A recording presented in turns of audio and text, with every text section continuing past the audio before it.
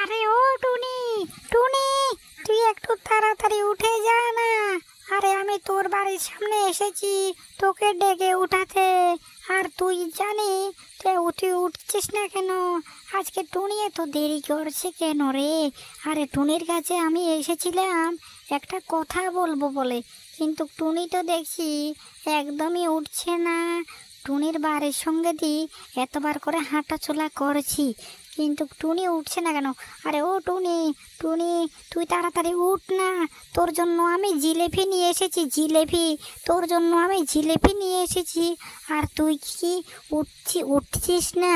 এখন একটু তাড়াতাড়ি উঠে দেখ, আমি তোর জন্য জিলেপি নিয়ে এসেছি।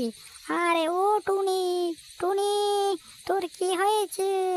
আরে আমার টুনির কি হয়েছে রে? টুনি তো আজকে তো দেরি করে উঠছে কেন রে? টুনি তো দেখছি আজকে প্রচণ্ড দেরি করে উঠছে।